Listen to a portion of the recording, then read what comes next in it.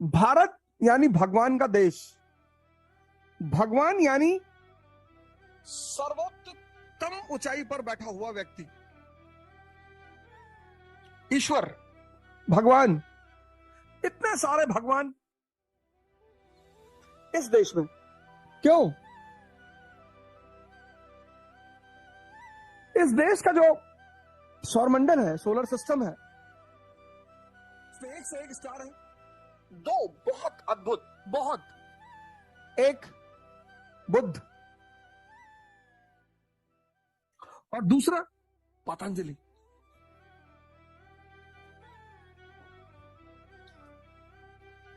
दो दो सबसे अद्भुत, एक बुद्ध, एक पतंजलि। लाइफ मीन्स वॉर, जीवन का मतलब ही युद्ध।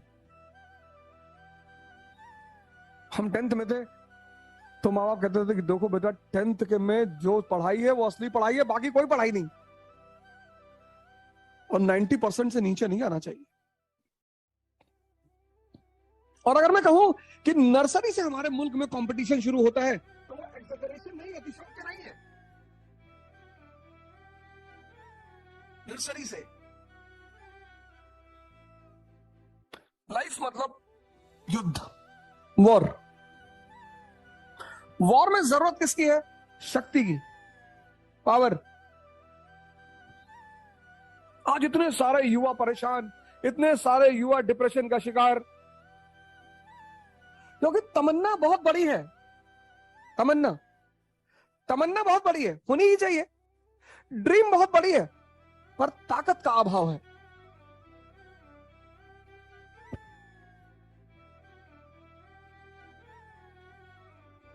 तमन्ना बड़ी होनी ही चाहिए।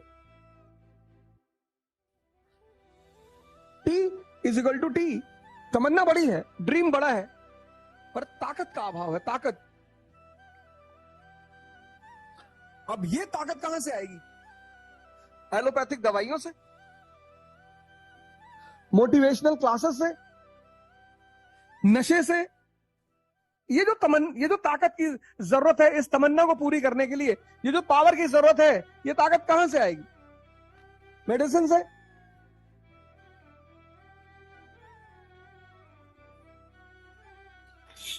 मोटिवेशन से।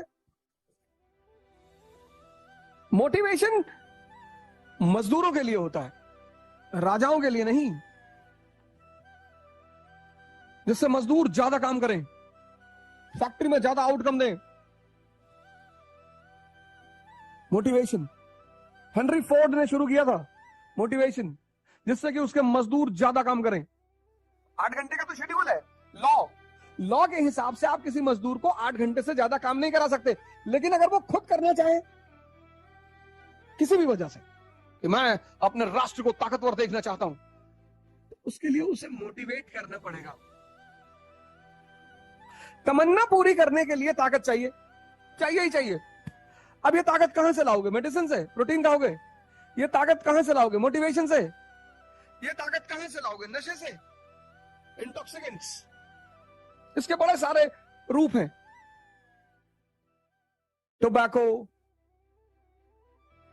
सिगरेट, शराब और न जाने क्या क्या।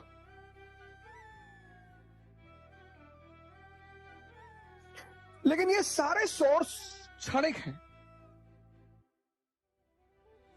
क्षणिक, टेम्परेरी। और ये सिर्फ टेम्परेरी ही नहीं है,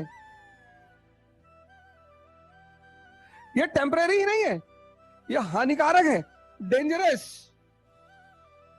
ताकत चाहिए तुम्हें, ताकत, कृष्ण जैसी ताकत, राम जैसी ताकत।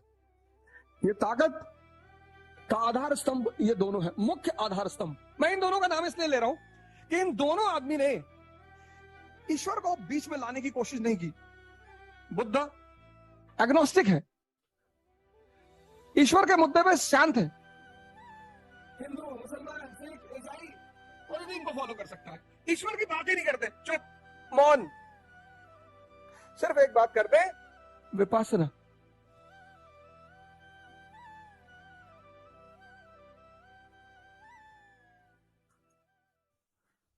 तुम्हें दो ही ताकतें तो चाहिए, एक मन की ताकत, एक शरीर की ताकत।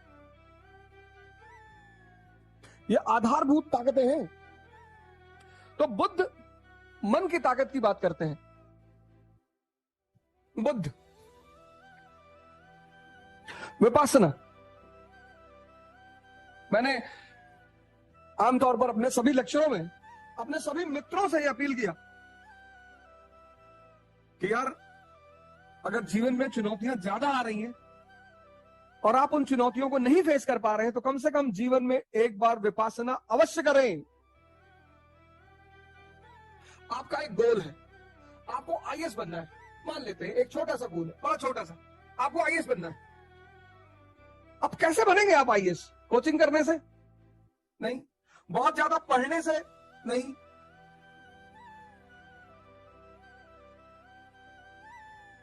अब पढ़ने में आपका सहायक कौन? आपका मन। आप 4 घंटा पढ़ना चाहते हैं, 4 आवर्स, और आपका मन तैयार नहीं है,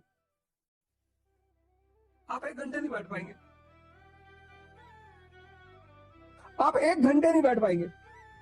और आपने 4 घंटा पढ़ने का शेड्यूल बनाया और आपका मन आपके साथ बैठ गया, आपने 12 घंटे पढ़ाई की, आपको पता ही नहीं चला। आपने कितने सारे लोग हैं बीच बीच में व्हाट्सएप देख लिया, यूट्यूब देख लिया, कितने असंख्य लोगों, इनफाइनाइट लोगों की यह समस्या है कि सर आपको बाहर कोई नहीं परेशान कर रहा है, ये। और दूसरा है पतंजलि योग, बहुत जबरदस्त कॉन्सेप्ट योग। आमतौर पर जैसा कि मैंने बहुत सारे लोगों को देखा, योग मतलब एडिशन,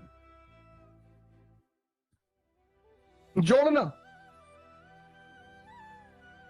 आमतौर पर लोगों का मानना है कि योग मतलब शारीरिक एक्सरसाइज, फिजिकल एक्सरसाइज नहीं। और पतंजलि ने भी ईश्वर को बीच में नहीं लाए, ना तो बुद्ध ईश्वर को बीच में लाए और ना पतंजलि ईश्वर को बीच में लाए। योग मतलब जोड़ना, किसको?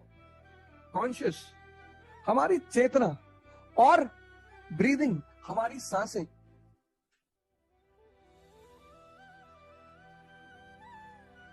आप गुस्सा होते हैं, सांस की रफ्तार बढ़ जाती, आप डरते हैं, सांस की रफ्तार बदल जाती, आप रिलैक्स होते हैं, सांस एकदम धीमी होती है। आपने कभी गौर किया कि आपकी मनोदशा का सीधा संबंध आपकी सांसों से है?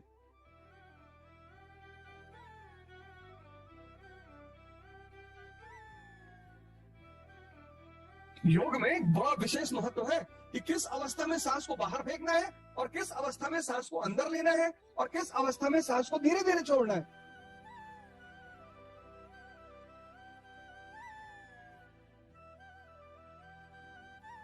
आज बहुसंख्यक लोग शुगर के मरीज हैं, डायबिटीज के,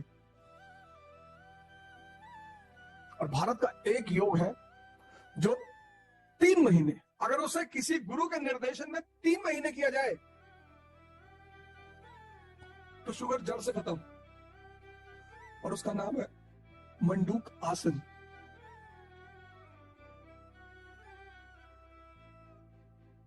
योग, जितने लोग इसे शारीरिक क्रिया समझकर कर रहे हैं उनको परिणाम नहीं मिल रहे हैं। आज इस योग दिवस पर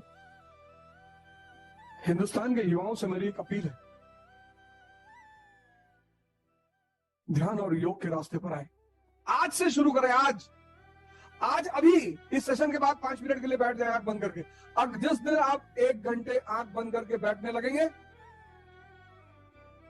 दावा है मेरा, आपकी 70% जीवन की चुनौतियां खत्म हो जाएंगी और शक्ति के सिद्धांत पर काम करें। आओ आज ये शपथ लें कि योग और ध्यान को हम अपने जीवन का अहम हिस्सा बनाएंगे। जय हिंद।